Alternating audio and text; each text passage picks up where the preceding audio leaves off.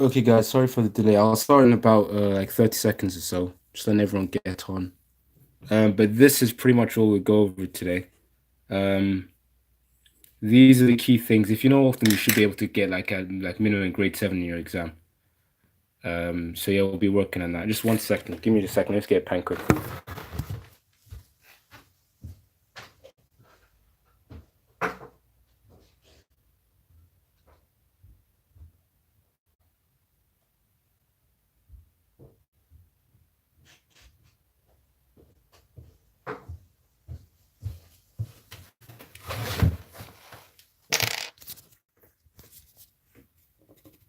Yeah, okay, this one works.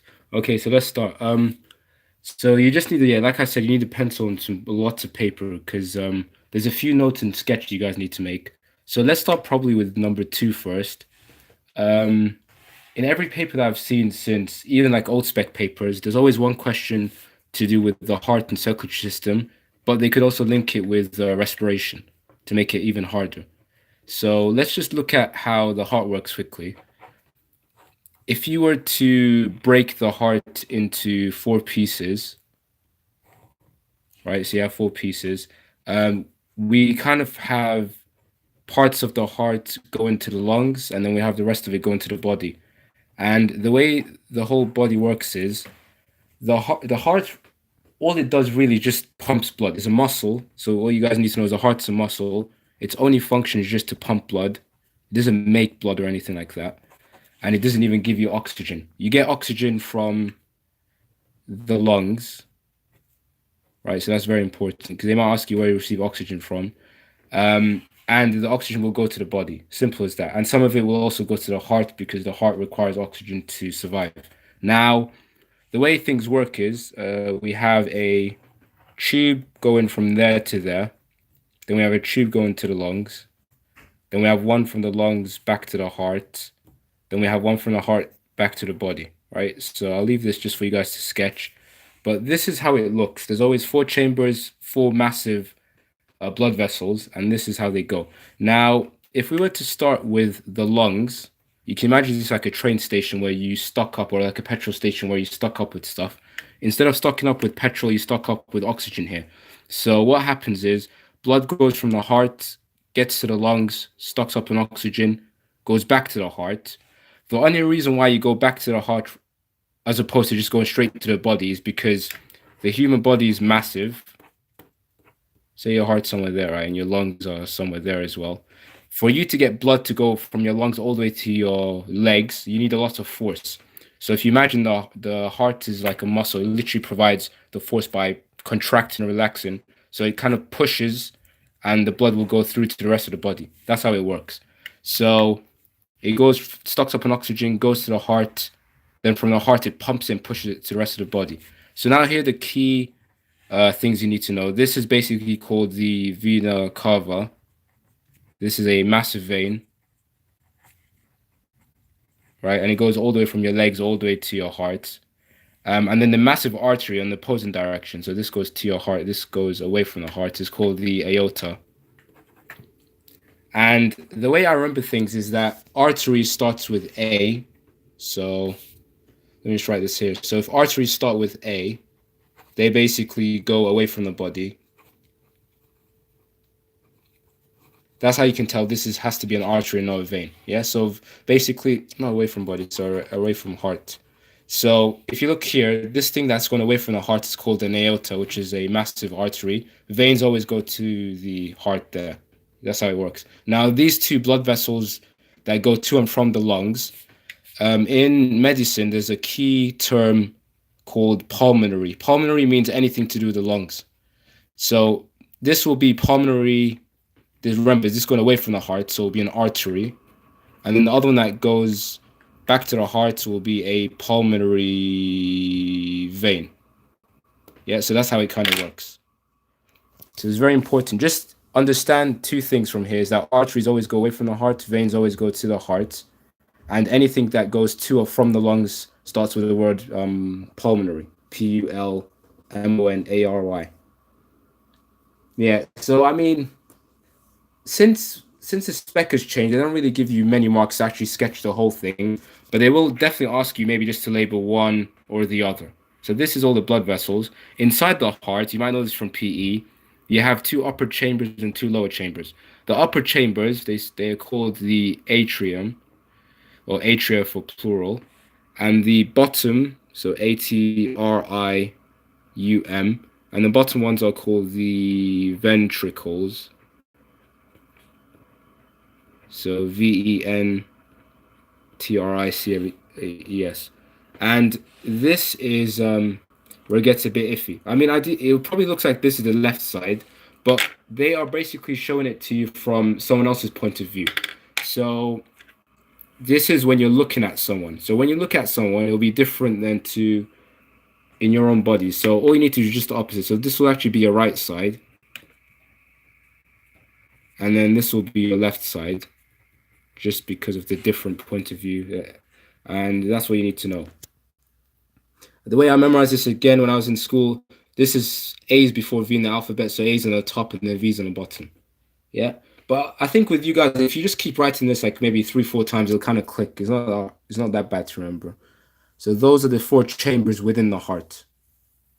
Yeah. So we covered the blood vessels, where the direction of blood flow, and then we also talked about the chambers. Now, just to quickly go over this again, the body uses oxygen, right? So we all know that the body uses oxygen, and if we link this to another topic in biology, it uses oxygen in the process of aerobic respiration, right? So respiration is where you release energy, and you need oxygen for that.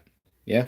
So when you think about why people die when they lack oxygen, it's because not because they suffocate. Suffocation really is just a lack of oxygen, which means there's no respiration, which means there's no energy, and you're gone kaput. So here's a flow chart for you guys. It'll help you with respiration as well, because there are 6 markers on it. So the way it works is, so you guys can copy as well. You need oxygen for respiration. Damn it. I kind of hate why I'm left-handed, but anyway. You need oxygen for respiration. Why do we need respiration? To release energy. Now I'm blocking the whole way. Yeah, so oxygen needed for respiration, needed to release energy. And you need energy for chemical reactions. Yeah, so without the energy, you cannot fulfill these chemical reactions and you will just die. So that's how this kind of works. Yeah, so that's the order of stuff, logical steps, just in case they ask you. And unfortunately, it's not the same as the old spec where they just ask you show, how, when, where questions. They will give you the most randomest scenarios in the world, and they'll just ask you somehow to relate all of this to that. So this is why I'm just going over the general things so you can apply to any scenario. Yeah. So it's very important to link this to this. Now, if you wanted to link these two together, what we can basically say is, let's look at medication. So I want to show you guys why medication kind of affects or links to this whole topic here. With medication, we got medication that speeds up heartbeat. This is crucial. And then we got medication also slows it down, right? Slows down your heartbeat. Now, let's just look at, for example, if you were to take a medicine which slowed down your heartbeat, what symptoms do you reckon you'll get? So if your heartbeat is slow, so you have a lower, slow heartbeat, what do you reckon the symptoms will be for that?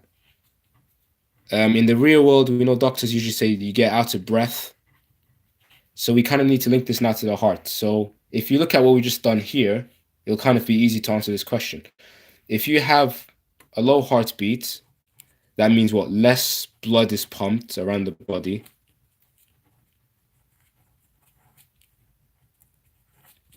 Yeah, so that's very important. Remember, because your heart's a muscle, if it beats fast, it's literally pushing the blood very quickly so you get more blood in any given time. If it beats very slowly, then you get less blood in any given time. And then you can link all of this to it. So if you have less blood, you then have less oxygen. If you have less oxygen, you have less respiration, you release less energy, so therefore you're out of breath. So I mean, if you guys are lucky, you get 6 mark on that. It's dead easy, right? So that's all you're meant to mention. These are things obviously you probably look at degree level, but I mean, I've seen GCSE new spec questions, and in the syllabus they've said that they do link certain what's the A level university topics to GCSEs, and you have to answer them. So I'm just preparing you guys for it. So this will, if it comes up, it will definitely be a 5 or 6 marker. So it'll be worth it. So just make sure, regardless of what medication, they might give you beta blockers, they might give you whatever medications in the world. Ignore the name, just look at the function. It'll tell you the purpose. So if it says it slows down your heartbeat and somehow you get out of breath, you guys know that this happens, then all you get less oxygen, less respiration, less energy, and you're out of breath. Obviously, if it speeds up your heartbeat, then obviously you get more blood, more oxygen, more respiration, you release more energy, but then you can obviously become hyperactive from that. Yeah, so I hope that's good. Another key thing, sorry for bombarding you with information, just last thing to the heart, is what allows the heart to beat in the first place. I don't know if you guys have seen the videos where unfortunately some people are a bit cruel. Well, actually the animals are dead, so it doesn't matter. Imagine you have a dead frog, right? Imagine it's a frog. Now, I don't know why I'm smiling, but if the frog is dead and you connect electrical wires to it and you zap it, what happens to the muscles in its legs? They kind of twitch, right? So one thing we need to know is if you pass electricity through muscle, the muscle twitches or like contracts. The heart's a muscle. We get electricity passing through our heart every single second. That's why our heart keeps beating. If you stop the electricity in our heart will stop beating, will die. Yeah, it sounds a bit weird that we have electricity in our body, but we do. It's a very small amount. So we need to know where we get where the electricity originates from, and we know the cells that are responsible for that are called the pacemaker cells. Pretty sure you guys heard this from your lessons before. The pacemaker cells, they ask you, they basically control the heart's rhythm. Yes, I don't know if any of you guys have had an implant like where maybe your pacemaker cells are not working properly, so they have to actually implant a artificial pacemaker, but it does the same job as well. It just controls the way your heart beats. Yeah, if you have an abnormal heartbeat, they might ask you where the pacemaker cells are found. Thankfully, it's an easy region. It's just in the right atrium. As long as you mention right atrium, you get the full marks for that. Yeah. So these are found in the top right. Okay, tons of information. I'll definitely take a picture of this and put it in show my homework. Don't worry about it. Okay, let's move on. Otherwise, we'll be here all day. Next thing which is important is there is some math to this, but again, is a heavyweight question. Surface area volume ratio. Okay. Sucks that I'm using one hand, so I can't really demo this properly, but I'll do my best. Let me just get this. Let's see if this works. Damn it. Okay, that's fine. That kind of stands there. And let's look at this. Okay, so you have this certificate and you have this letter here, right? If you look at both of these, which one of these basically has a greater area, cross-sectional area, aka the distance from there to there and there to there? We know that the certificate has a greater surface area, so that means more things can enter at any given time, right? Imagine like it's a door, so more things will be able to enter through here at any given amount of time. So obviously, the larger your surface area, the greater the rate of diffusion. Because remember, guys, diffusion was just movement of particles from one area to another, right? I'll give you the specific definition afterwards. But for things moving from one side to the other side, obviously you want the surface area to be massive. So that's the first thing. So what we can basically write is for, I suggest you guys write this down, for maximum diffusion, you want a large surface area. Yeah, so you can imagine like it's a door. For example, on Black Friday, when everyone's going ballistic, they usually open extra doors just to accommodate the massive crowd, right? So that's your surface area bigger. So obviously you want your surface area bigger, but you want your volume as small as possible, which let me show you why that makes sense. So once again, the objective is to get from this side all the way to the other side there, basically. Yeah, that's what I want people to do. So let me just put it here. So so the people are gonna enter here, go all the way through here, and then end up on the other side. Now, we agree that surface area needs to be big. Volume, what's the formula in maths for the volume? So the formula for volume in maths was what? Surface area. Sorry, cross-section, saying. Anyway, just area times times length, right? So this is your cross-sectional area times the entire length there. Now, do we want a massive length or a very small length to get maximum, like, fastest diffusion? If you think about that. Obviously, to get from one side to the other quickest, you want it to be very, very short. So that's why what we mention is we want this to be as small as possible. So if I let me draw a 3D thing for you guys. So we have this one, and then we have another one with the same cross-section surface area, but we have a much longer length. Let's call this A. Let's call that B.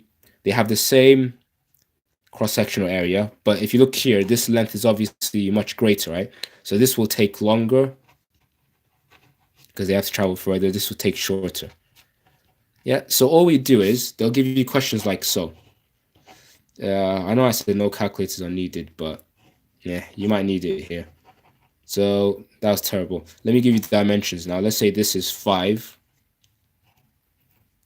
Let's say this is 10. And then let's say this is 5 again. What I want you guys to do is first find the volume. You're all mathematicians here. So we know volume is what? Length times width times height, right? So 5 times 5 times 10. Done in random order, it doesn't matter. That gives you 250. And the units is what? Centimeter cubed, because each one is a centimeter. Yeah, so that seems simple enough. Next thing, we need to find our surface area. Now, from maths, unfortunately or fortunately, if you guys remember, the surface area is the area of all 6 sides of a cuboid. So that's very, very, very important. So all we need to do is let's start off with maybe this face here. Yeah. So we'll do the right surface area. And what I want you guys to understand is, let me show you here quickly. So you have one face here. Obviously, the other face on the other side will have the same dimensions, right? So if you were to find, whoops, what the hell? If you were to find, oh, God damn it, it's not standing. But if you were to find the area of this face, it will be exact same as the area on the other side. So you just need to double it. Same thing with here. If you find this face is the area, it'll be the same as the area on this side. So you duplicate it, and then same thing with this and with that as well. Yeah, so all you need to do is really find 3 sides and double each one, if that makes sense. So what we'll do is, let's start with this one first. So it'll be 5 times 5 gives you 25 centimeters squared. But then obviously you double it because there's an equal side on the opposite side there. So you get 50 centimeters squared. Okay, now let's look for this face here. So this face here will be what? 10 times the height, which was 5. So you get 10 times 5, which gives you 50. And then you double it because there's also another face there, which is equal to it. So you get 100 centimeters squared. And then the last one was the bottom flat one, right? So that was just the bottom. So 5 times 10. So gives you 50 times 2, which is 100 centimeters squared as well. To be fair, guys, if you think about it, if you just choose one number, make sure that number is times by one of them and also times by the other one. You kind of get all 3 numbers multiplied at the end. So now that we have all our areas, just add them together to find the total surface area of the whole thing. So 50, 100, and 100 gives you what? 250? Okay. I didn't plan for this, but it just so happens to be that your total surface area and your total volume are exactly the same. But that's fine. So this is total surface area. So yeah, I encourage you guys just to copy this down. Now, obviously, in biology, a massive topic, and this really like rewards people if they know it properly, is called surface area to volume ratio. So our surface area is 250, so we write 250. Then you put the ratio sign. Then you put volume underneath it. So volume is 250 as well. Now, what you want to do, guys, is you always want to make one of these. So let me just write A for area, V for volume. The best, good method is just to make your area 1. So whatever your area is, because you just want to find out. So divided by the same number, and then you just kind of end up like to 1-to-1 ratio, right? Because they're the same number anyway. So that's fine. Obviously, if this number is much bigger, so if your area is much bigger than your volume, then diffusion will happen quicker, as we mentioned earlier. So this is just how to calculate your surface area and volume. If it comes up as a, I don't know, 3, 4, 5 mark, you know how to do it. And you guys should also be able to explain why you want this to be massive, but you want this to be small, right? Because we mentioned you want this to be wide, but you want the length to be tiny, which affects the volume. Okay, it's a very important topic. All right, next might be the worst thing, but is the digestive system. By the way, just stop me if you guys don't get something. Digestive system. To hell, I don't think I can draw this, but whatever. So you have a human neck, and then you have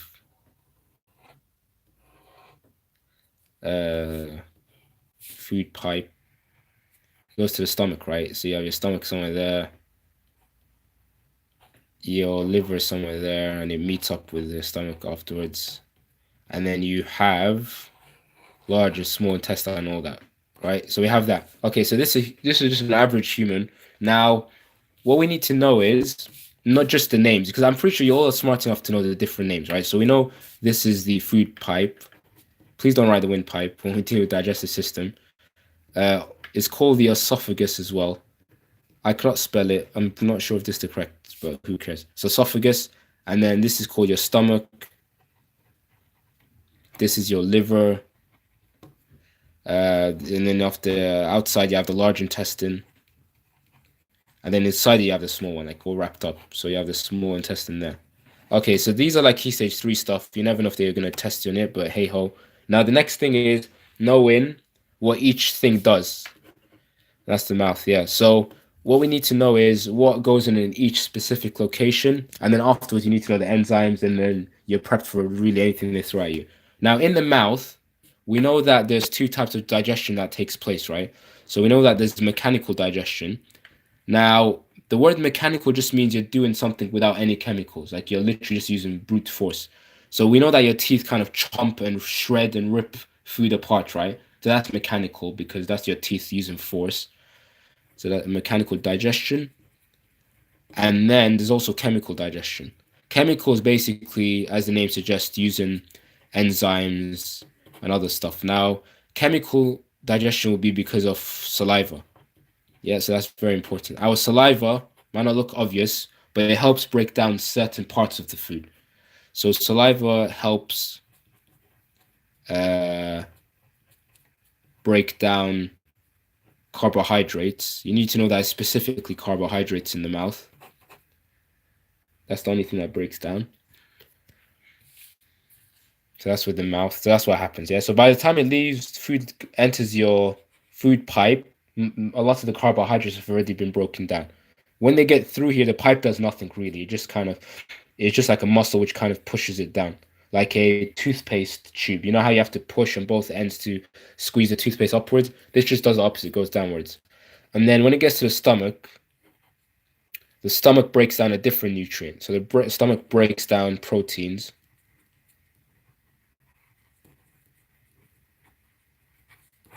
Whoops. Yeah, so carbohydrates have been broken down there.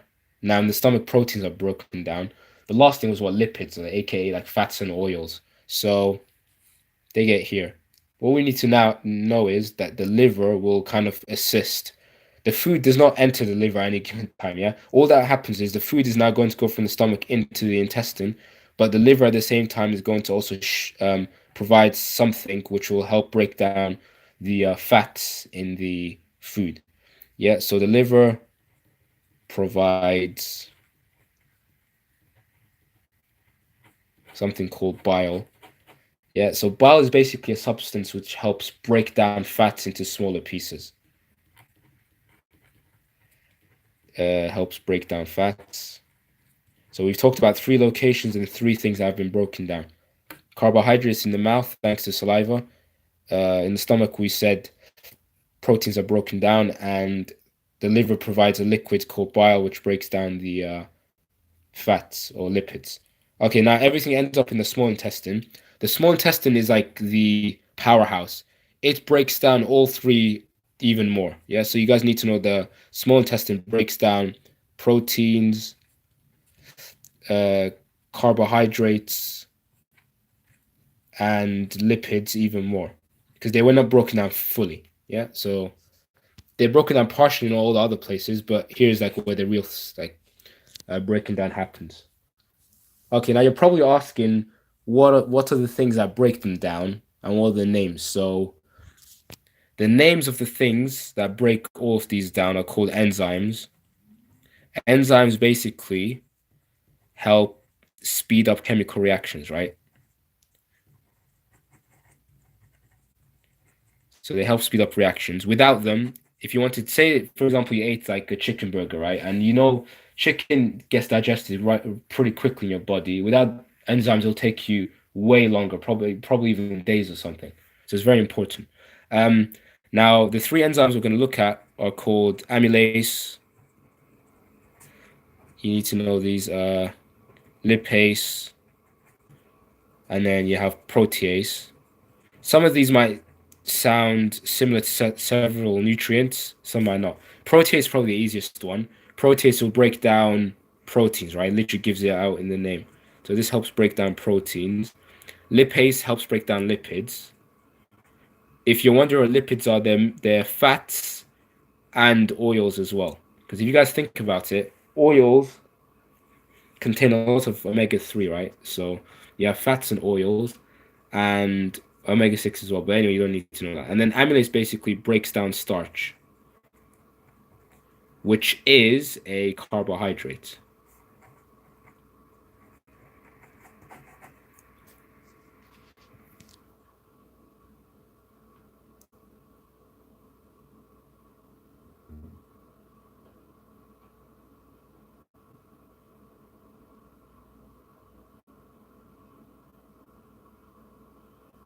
Okay, now that we know this, so these are the three things responsible for helping us break things very quickly. This is the order of operations in the body. Now we need to look at the specifics, right? All three of these enzymes, obviously, because they break these, they're found in those specific locations. So amylase will be found in the mouth and the intestine, right? Because those two areas are where you break down carbohydrates. Where would lipase be found? Lipase will be found in the small intestine because it has everything. And it might also be present mixed in with that substance there. And then protease will be found in the small intestine and the stomach. Okay. Another thing what we need to know is they focus on the stomach sometimes because what does the stomach also have to break down food? It has a very powerful acid called hydrochloric acid. There's two reasons why we have this. One reason is we have this to like kill bacteria, which is good. And another reason just kind of also helps break down food. Yeah, so just know that the stomach contains hydrochloric acid. Okay, let me show you specific graphs now. They do give you enzyme graphs, which are a bit meh. Now, with enzymes, based on what you guys learned last year or the year before, what happens when the temperature is too high? Or taking a step back, what we'll do is I'll give you this. So imagine we have a medical case. This will explain things better. Say a doctor, a patient comes, they have a body temperature of 41 degrees Celsius, right? Pretty sure all of you know that if you have a temperature of this high, you are in definite trouble because our bodies are meant to be at what, 37 and a half? This is way too high. So why do you guys think that if your body temperature is too high, that will eventually lead to death? That's the question here. And the flow chart for this, you guys can copy this, is so if temperature is too high,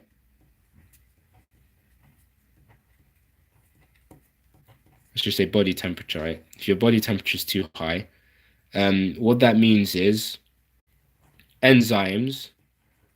So all these enzymes we talked about before, like amylase, protease, and lipase, which help break down things in our body, they're very fussy. They can only operate at optimal temperatures, like 37 degrees or a bit lower. They cannot work at very high temperatures. They start to melt. So imagine like enzymes like a bar of chocolate. Obviously, a bar of chocolate at very high temperatures will start to melt and change its shape. That's what enzymes do as well. Their shape changes and they become useless. So if your body temperature is high, enzymes change their shape. aka the keyword, scientific word which AQA love if you use, is called denature. And if their shape change, do you reckon that they are useful anymore? So we can say they are not useful. They are not useful anymore. Yeah, so that was step 1, step 2, step 3. And if enzymes are not useful, guys, what do you reckon happens to the speed at which things happen in your body? Because, like I said before, if you eat something, the only reason why you get to digest it within half an hour or an hour is because of these enzymes. Without it, you wouldn't get no nutrients for days and you'll die. So, what we can say is digestion of food will take much longer, which is not good. And much longer, I really mean like a lot longer. So the key thing I want you guys to understand is if you cannot digest food, that means you cannot break it down for it to go to your bloodstream and feed your body. And remember, if you cannot feed your body with food, you'll die. So let's say that for argument's sake, a chicken burger without enzymes takes 30 days. So you literally have to wait 30 days for you to get the nutrients from the chicken burger. You'll be dead long before that, right? So that kind of shows you why you need enzymes. So digestion of food will take much longer. You will not receive nutrients in bloodstream, and death will eventually occur. Yeah. So I just wrote all of this rather than just telling you enzymes do not work at high temperatures. It's good to know this just because it works with an application question. Yeah. Because they might present you a question where, for example, a patient comes to the doctor with a high fever. Doctor's worried that they might die because the body temperature is too high. Explain why. Bam, this is 6 marks literally. So I'll try to leave this because I know some people might still be copying this. Well, I'll just talk a bit more. Yeah, so the main thing, guys, is this key thing here. Enzymes change their shape. I probably should have just added at high temperatures, just in case it wasn't obvious enough. Yeah, so so say like your body goes above 43 degrees or whatever, they change the shape, they're useless. Now, you might be wondering, why is it that their shape changes that makes them useless? Why can they still not work? The reason why they wouldn't work is, they do ask you this, because every single enzyme has a specific shape. Let's say this is for protease. Obviously, I'm just making it up, right? But just for you to understand, protease breaks down proteins, right? So the thing is, proteins, they will always have a shape that will interlock with this. So when them two lock together, then it can be broken down. So if the enzyme cannot lock down with the thing it wants to break down, then nothing will happen. Yeah. So right now at room temperature is fine. This can break this down, but let's say now at very high temperature, protease now looks a bit deformed, something like this. It cannot fit with that anymore, and it cannot break it down. Hence why the proteins in your body cannot be broken down and cannot go to your blood. Now, what they give you graphs of temperature against activity of the enzyme. So we know that obviously, like the hotter you get, generally speaking, in physics, the more activity or the faster things move, right? We know that. So obviously, it will kind of benefit the enzymes, but like we said, you don't want to exceed a stupid amount of temperature. So what happens is activity kind of goes like this, and then it just goes flat like that. So this might be like 42 degrees. You don't need to memorize the numbers, but just for you guys to understand, let's say this was 0 degrees Celsius. 0 degrees, nothing really moves that well, so the enzymes are not working as well.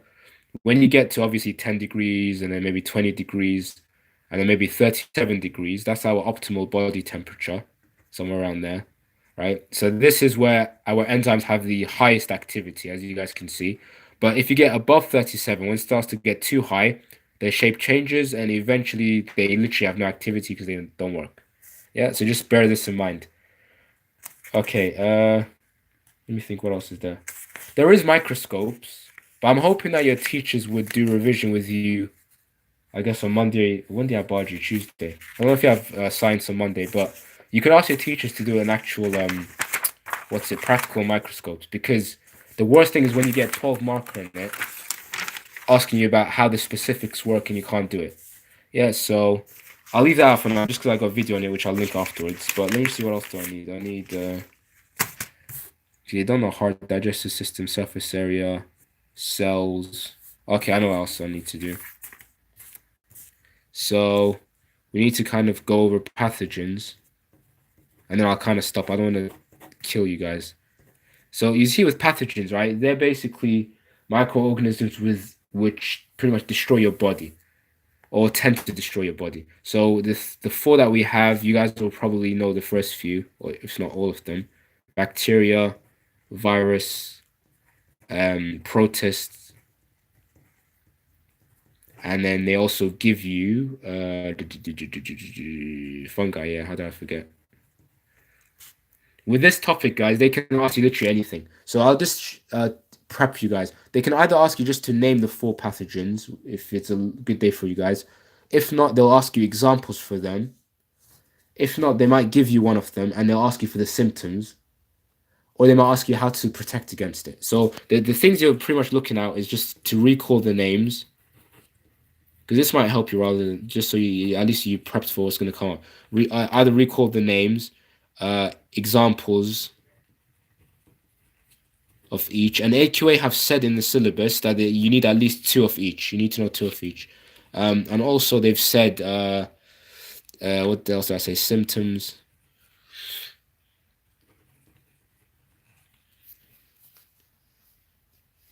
And the fourth thing was protection against them, right? And with protection, I don't know what, they're just not very creative, but they always ask you stuff like malaria for some dumb reason. So use that to your advantage. Let's start with bacteria first. So bacteria are a pathogen, and the examples for it would be stuff like salmonella, which is food poisoning, right? So if they ask you for an example, you can say salmonella, food poisoning. And symptoms shouldn't be hard because every single one of you guys have been food poisoned before. There's no way you haven't. So with food poisoning, we know we have stomach cramps, diarrhea, stuff like that, right? I can't spell it. Stomach cramp, diarrhea. What's it? You might have a headache.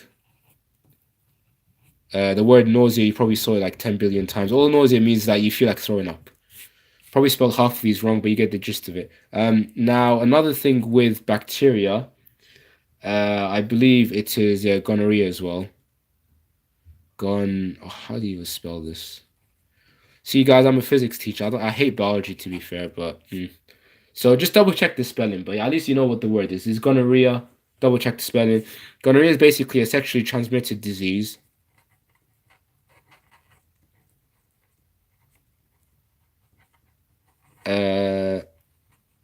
And the symptoms, you pretty much just get like a rash in certain areas, and you can also get a fever. Now, protection against food poisoning isn't that hard, right? Is this stuff like what? Wash kitchen surfaces, like common sense stuff. Wash kitchen surfaces. Make sure you don't leave out. Make sure you don't leave food out in a warm day. So make sure food is kept cold.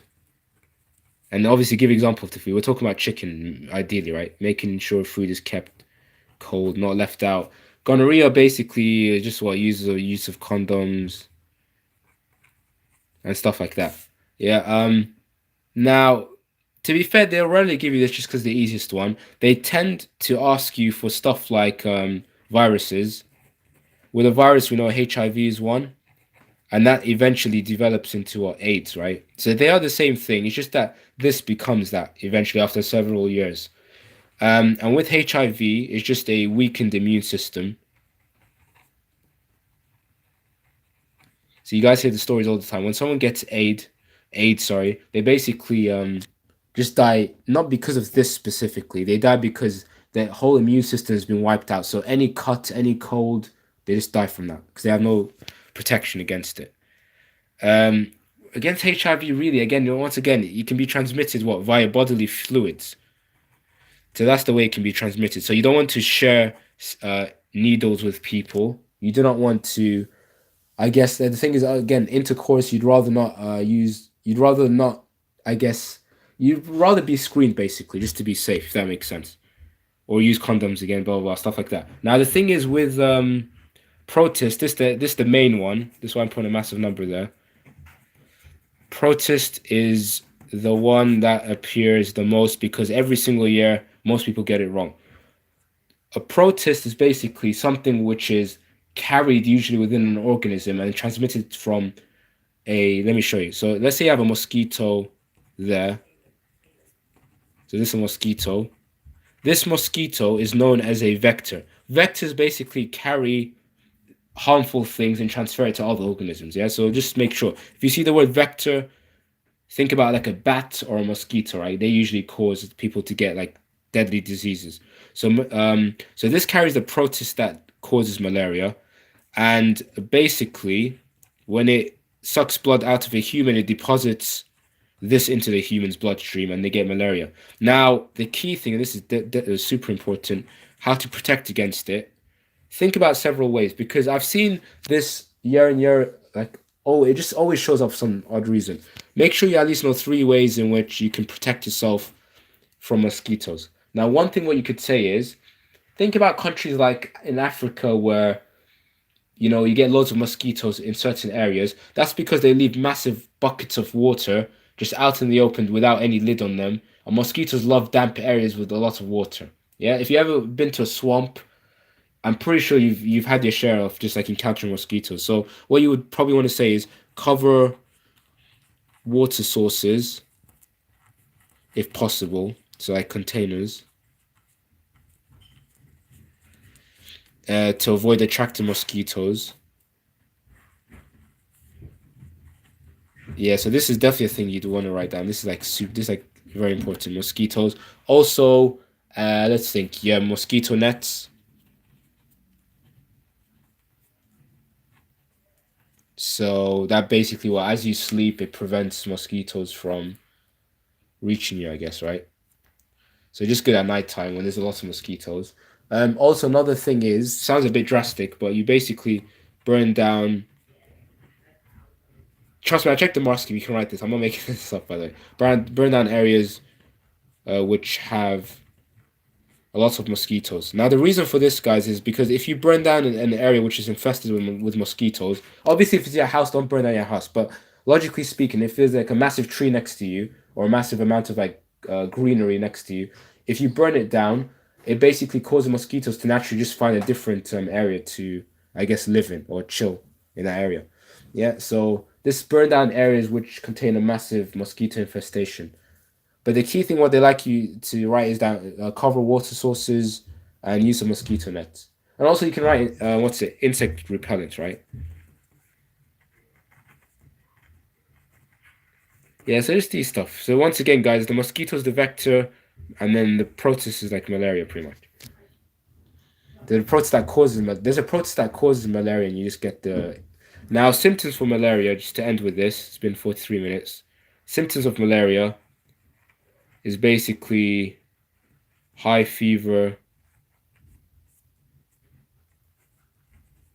You can get swelling, headaches, and stuff like that. Yeah, so it's not too bad to remember. Yeah, so unfortunately, guys, unlike physics, biology just has way too much content. Like I could have finished all of paper one physics in this time, but with biology, like I said, if in case you joined late, please make sure that you go over the heart and you understand how respiration works. But what I'll do is I'll write everything very neat for you guys in notes rather than this, and then I'll put it and show my homework when I'm done in about, I don't know, like 40 minutes or so. Yeah, so just make sure you show my homework in a bit, and you can rewatch this while having those notes with you. So yeah, good luck. If you need any, yeah, with physics, by the way, just in case, with physics, I'll probably do a live stream on, I guess, Wednesday night or Wednesday evening before the exam. But like I said to other students, you can come and see me Wednesday after school because there shouldn't be many people there if you need any help with physics. Yeah, all right, good luck, guys. Bye.